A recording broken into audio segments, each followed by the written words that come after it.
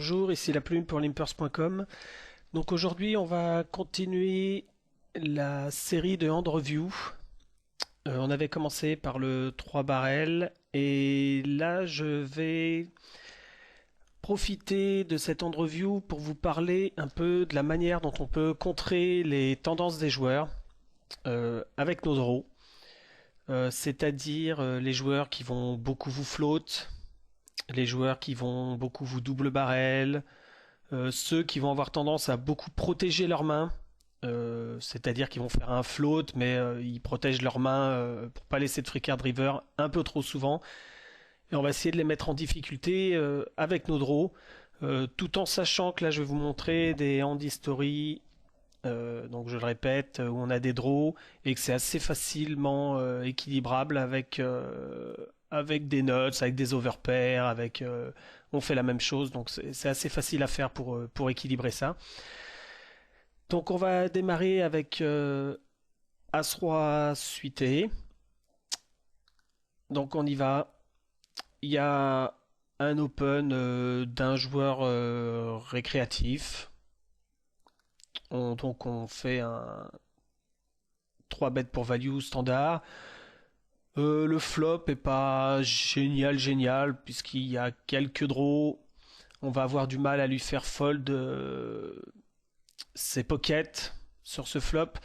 Mais bon, on a pas mal de turns qui peuvent nous arranger, donc il n'y a pas de souci. On va continuation bet, puis plus le joueur a une range large, plus le continuation bet a de la valeur de toute façon. Donc on continuation bet la moitié du pot. On est payé et arrive la turn, donc c'est là que ça devient intéressant. Le réflexe qu'on a le plus souvent ici, ça va être de double barrel, puisque on gagne de l'équité dans la main. Le problème de tout le temps faire le double barrel et de rien faire d'autre,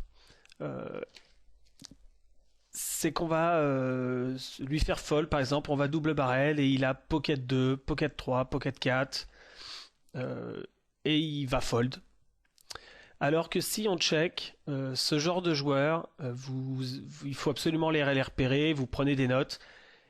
Ils vont bet tout le temps leur pocket ici, c'est-à-dire en protection. Vous avez checké, vous avez montré de la faiblesse, donc voilà, ils ont une petite pocket 2, pocket 3 et ils bet.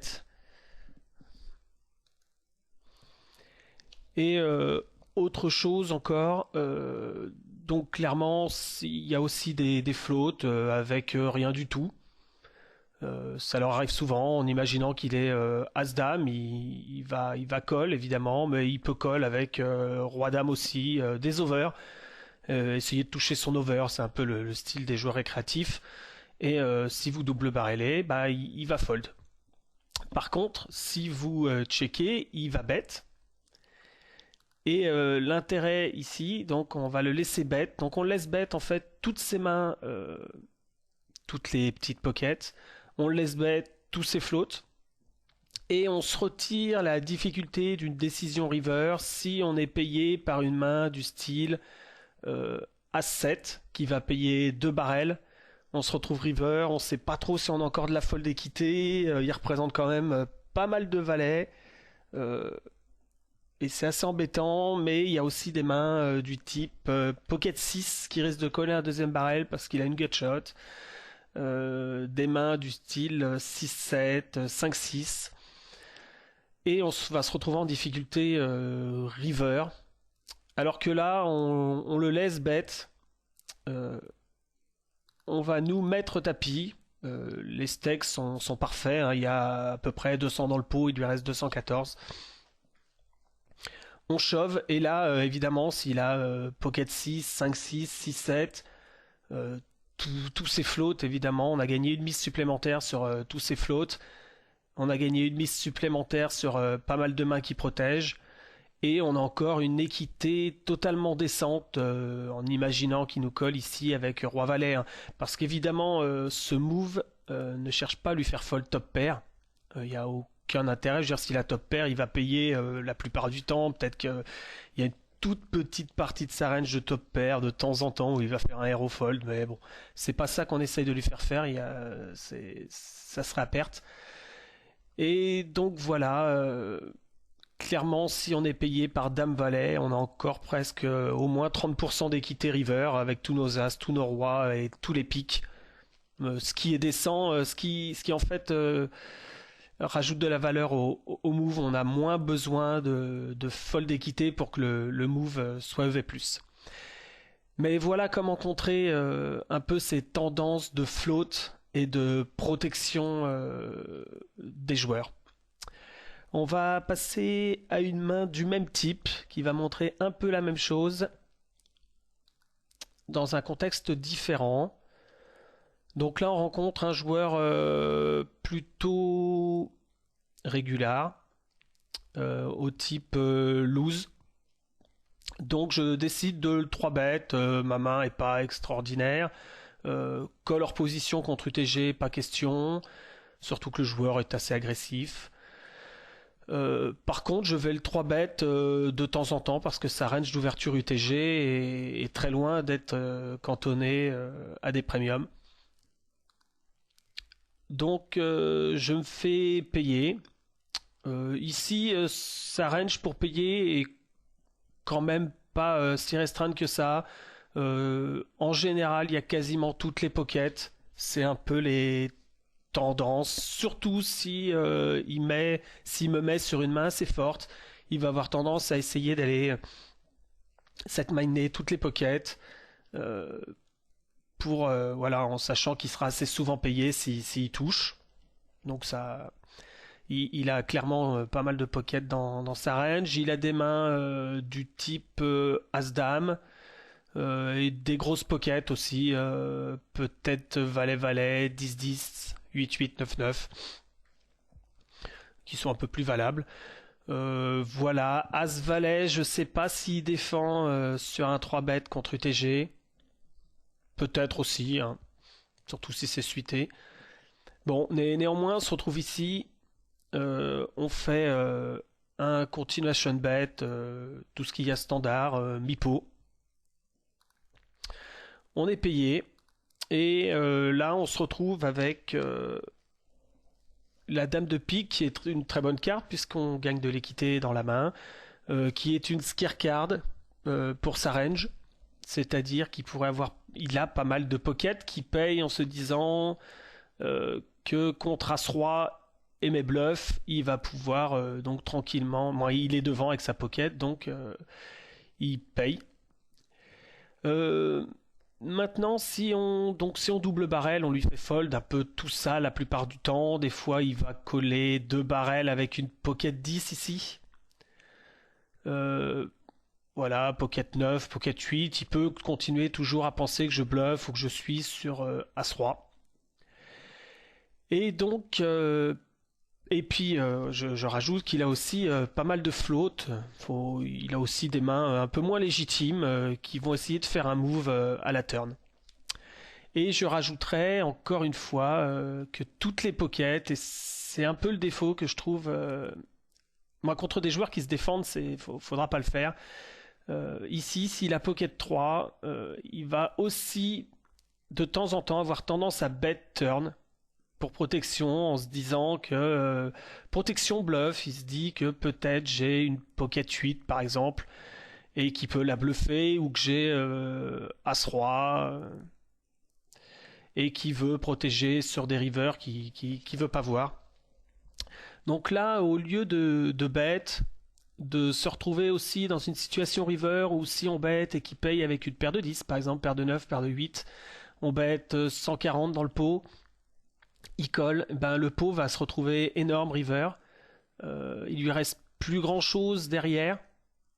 Donc là, on va regarder, ça va être facile.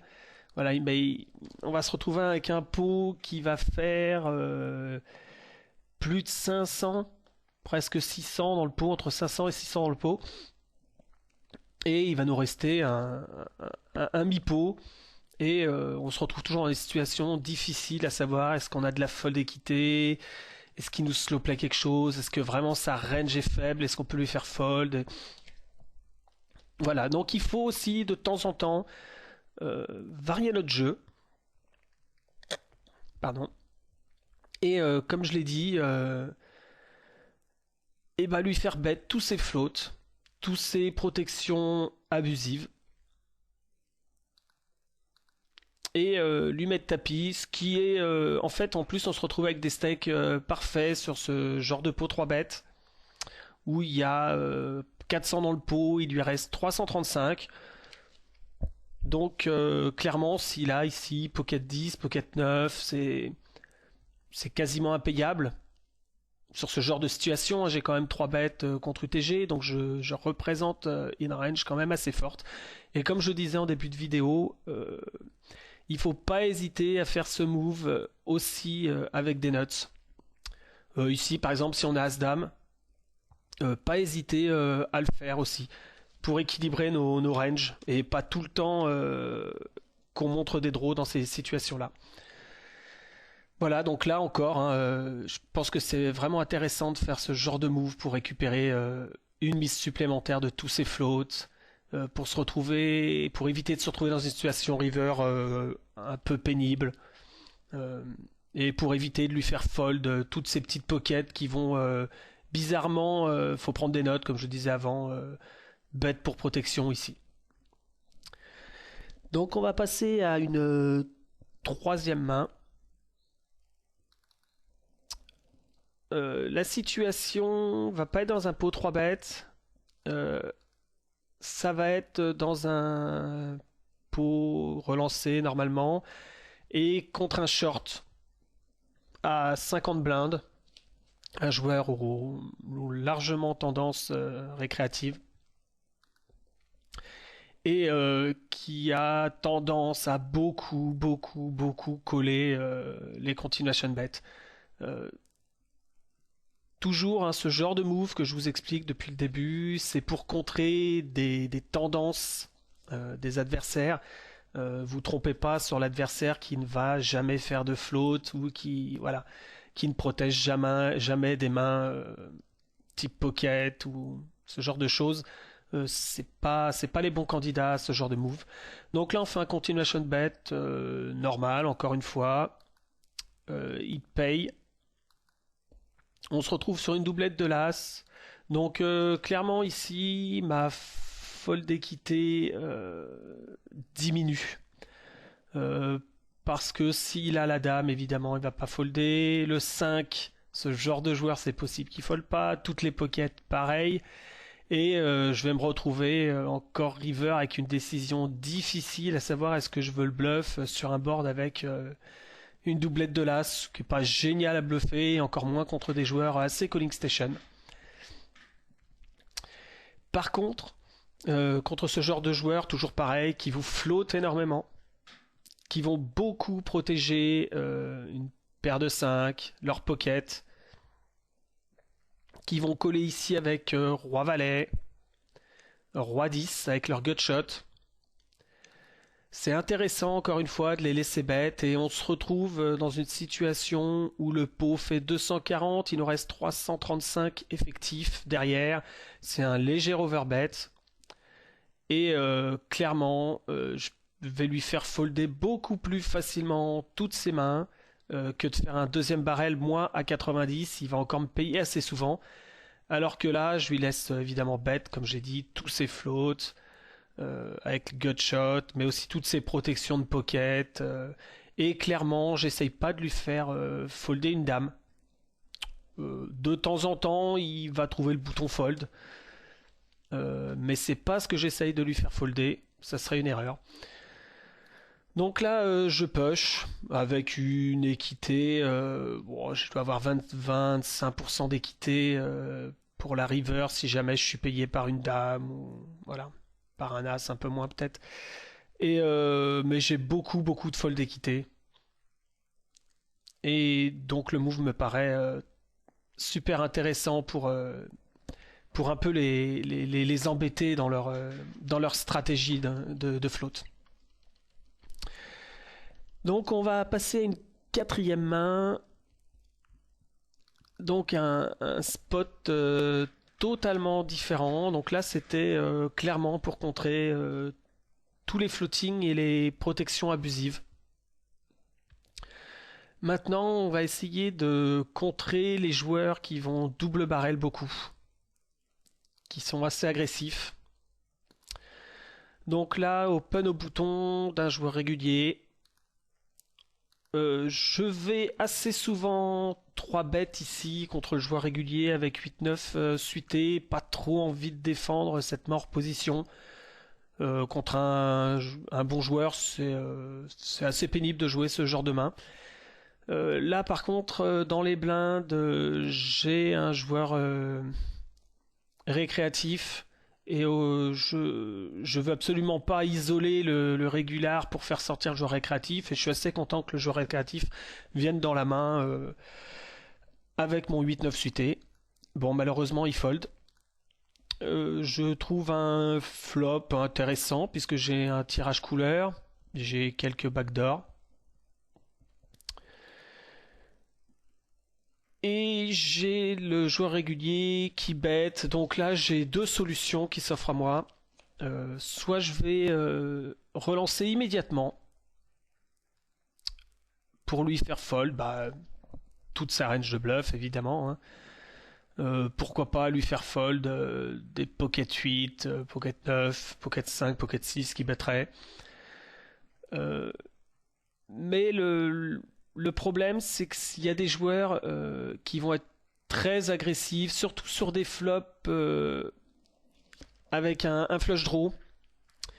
Sachant que je peux avoir le flush draw, le payer, et que si double barrel en tant que joueur régulier, c'est pas bon de payer, clairement, hein, de payer une deuxième fois un tirage hors position. Il y a beaucoup de joueurs qui vont double barrel énormément.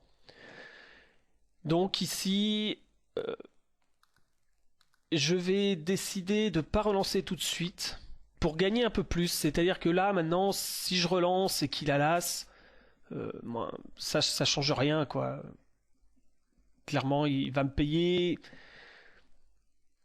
Mais j'ai vraiment envie de prendre des bêtes supplémentaires de toutes ces mains faibles qui vont double barrel et que je vais faire lâcher au flop tout de suite.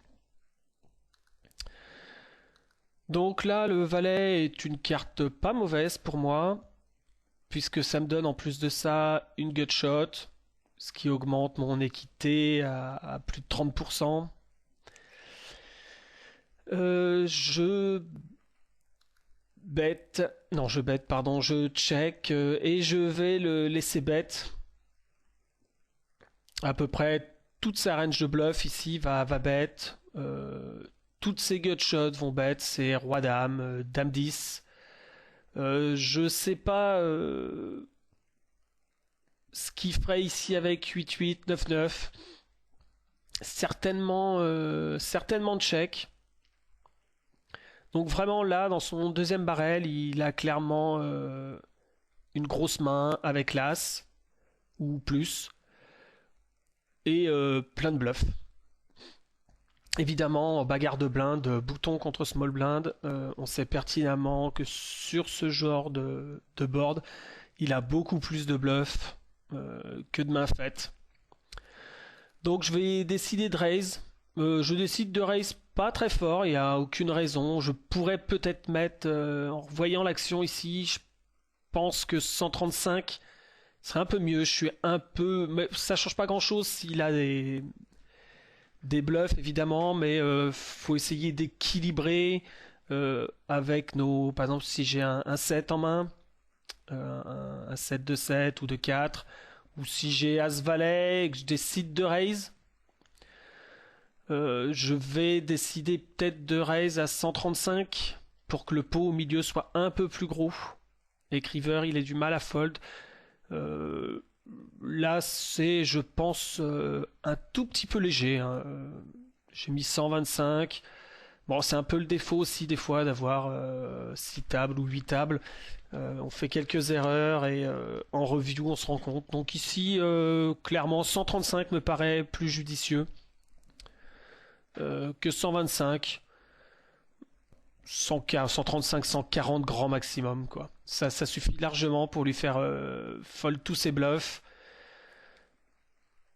et être cohérent avec des mains plus fortes qu'on pourrait avoir de temps en temps. Donc voilà, bon là il fold. Bon, évidemment, je vous montre des mains où ça marche, c'est plus sympa pour l'explication théorique. Et clairement, voilà, ce genre de joueur hein, va snap fold tous ses bluffs. Et on a récupéré 54 de plus que si on avait raise au flop et qu'il aurait fold. Donc on va continuer toujours sur le contre du double barrel. Avec une main roi-dame de cœur en small blind. Donc on a un joueur récréatif, moi récréatif, non, un joueur agressif, pas récréatif, agressif qui open. Je décide de défendre, c'est assez standard. Et je trouve au flop une gutshot, une backdoor flush et deux over. C'est assez important, la backdoor aussi, pour notre agressivité. C'est-à-dire qu'ici, on va check call très souvent. On pourrait même check raise. Là, en fait, j'ai le choix de check raise ou check call. Là, je vois qu'il bet pot. Donc clairement il faut avoir des notes sur ce joueur. Si le joueur a tout le temps les notes quand il bet pot, euh, on va fold ou call une fois suivant si on pense que tout lui prendre derrière, si on prend notre valet. Euh, et il y a des joueurs quand ils bet pot ont très souvent R. C'est un peu leur tendance. Surtout des joueurs agressifs comme ça. J'ai que 73 mains, je sais pas trop si c'est un régular ou si c'est un joueur récréatif, mais 73 mains, 31-28, très agressif, ça me semble plus un joueur récréatif très agressif euh, qu'un joueur régular, surtout pour faire un bet pot. Donc ici j'ai le choix soit de raise tout de suite, si je pense qu'il est en bluff, et vous avez le choix aussi de retarder votre raise si vous pensez qu'il est en bluff et très agressif. J'entends par là que s'il est en bluff, que vous relancez ici, vous allez gagner, donc c'est 16. Contre un joueur agressif, vous relancez au turn et vous gagnez donc une mise supplémentaire. Alors évidemment, on investit un peu plus, mais à vous de ne pas vous tromper dans les tendances adverses. Donc ici, je décide de payer en plus avec ma backdoor et mes over et ma gutshot. Je suis vraiment très très bien. L'As est à la fois une scare card et à la fois une très bonne carte contre les joueurs agressifs. Puisque là, ils vont double barrel l'As avec leur bluff, 100% de leur range de bluff. Donc clairement, quand l'As sort et qui bet, on a encore toute leur range de bluff présente. Et on va dire qu'à vous de voir les joueurs. Il y a des joueurs qui ici, avec Valet 10, vont check back et vont pas bet sur l'As. Donc clairement, quand il bet en plus, il a priori pas de main type 18, Valet 10, toutes ces mains en dessous l'As. Donc il est clairement soit avec une grosse main, soit avec un bluff, et comme je le répète souvent, on a beaucoup plus souvent des bluffs, surtout de la part d'un joueur qui joue aussi agressif et autant de mains. Évidemment, si on se retrouve contre un joueur neat qui joue 18 quand il double barrel sur l'As, il y aura beaucoup plus d'As par rapport à un joueur qui joue 31-28 ici. Clairement, hein, donc il ne faut pas se tromper sur nos moves. Donc là, je décide de raise 58. Là, le raise, je le trouve très bien. Pas besoin de faire plus fort ni faire moins fort. On est cohérent avec pas mal de mains. Après, à lui de se mettre à notre place et à se demander si là, j'avais par exemple As-10, un 7 de 10, 7 de 9. Est-ce que je raiserais ici contre lui?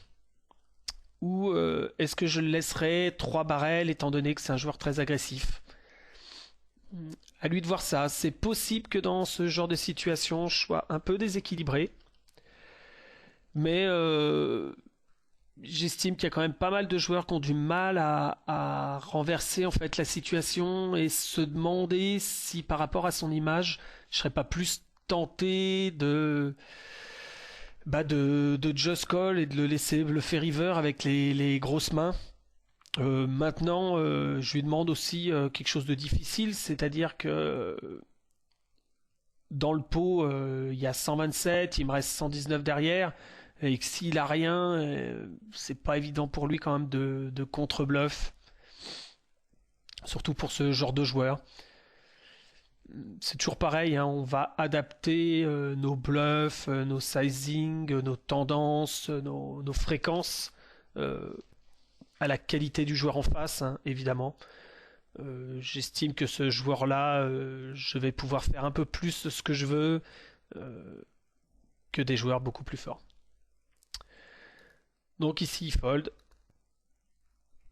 Et on va passer donc à une autre main, une autre situation, un peu plus particulière, euh, puisque ça va être dans un pot limpé, je suis en big blind, j'ai valet 9. Le joueur euh, le joueur a tendance récréative limp en début de parole. Donc là, c'est très important au niveau de vos notes de savoir contre quel range vous vous trouvez. Il y a des joueurs qui vont limper que des pockets, des joueurs qui vont limper pocket et A6, des joueurs qui vont limper tout et n'importe quoi. Et donc c'est assez important de savoir contre quoi on va se retrouver. Je vais m'expliquer pourquoi. Ici, je décide de pas relancer, je pourrais le faire, hein. J'ai décidé de juste checker. Je me retrouve donc avec une open-ended. Et il bet, toujours pareil, à vous d'essayer d'évaluer si vous préférez raiser tout de suite ou raiser à la turn. Ici j'ai certainement hésité, hein, et pris la décision de coller.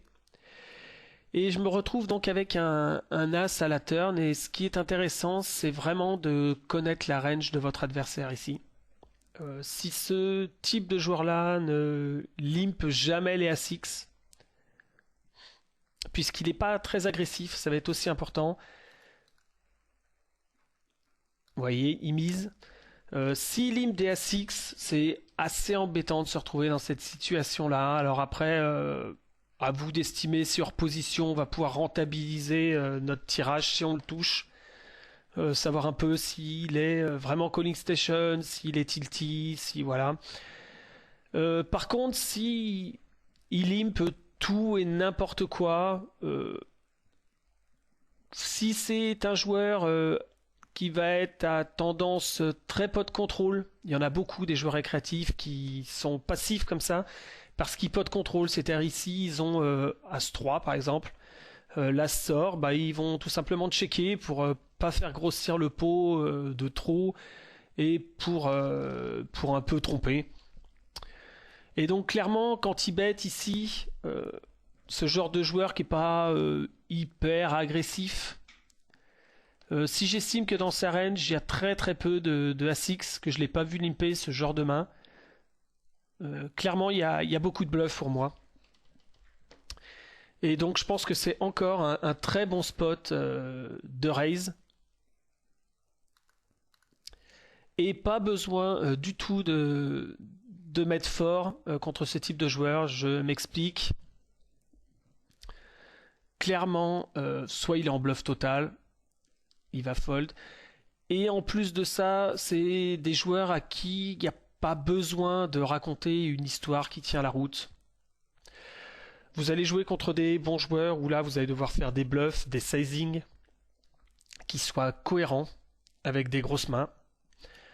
Contre des joueurs de moins bonne qualité, j'estime qu'il y a beaucoup moins besoin d'être cohérent. Parce que tout simplement, si ce joueur-là, il a une main quelconque, genre, je sais pas, 5 et 6 par exemple, il va pas se poser la question 2 secondes, il va snap fold.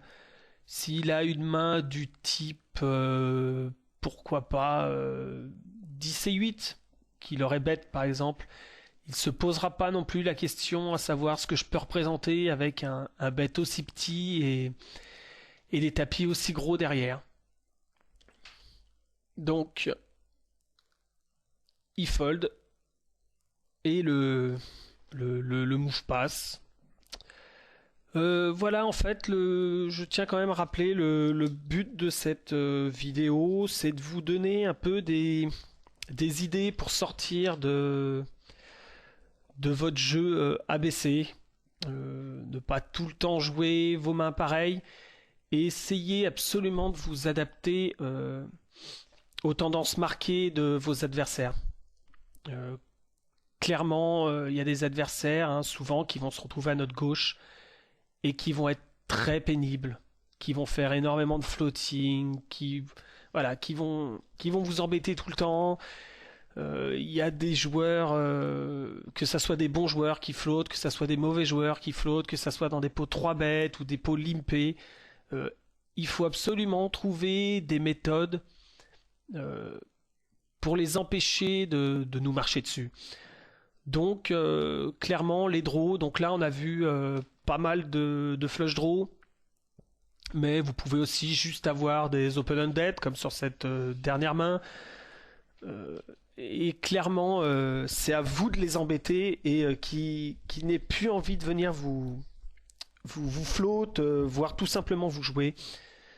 Euh, et après, évidemment, dans tout ça, pour pas être déséquilibré, c'est très important dans un pot 3 bêtes. Par exemple, si vous avez les As, euh, qu'un flush draw s'ouvre à la turn, de check raise avec les As, tout simplement. Ce que vous feriez si vous aviez par exemple le flush draw. Vous pourriez double barrel ou le check raise et avec les As ou avec pourquoi pas une double paire ou voilà avec les nuts vous check raisez. Il y a évidemment des fois où il va vous payer et c'est important qu'il voie des nuts, qu'il voie des draws et qu'ils savent plus trop quoi faire contre vous. Donc essayez d'être créatif, de trouver vos spots, de réfléchir aux tendances de vos adversaires et à ce que vous pourriez mettre en place pour les contrer. Donc là, c'est des choses pas très difficiles à faire, à vous de réfléchir et à voir les autres choses que vous pourriez faire. Pourquoi pas délai encore votre bluff à la river. À vous d'analyser ça et voir vos tendances de vos adversaires et d'y réfléchir. Voilà, c'est fini pour aujourd'hui. Je vous souhaite bonne chance aux tables et à très bientôt.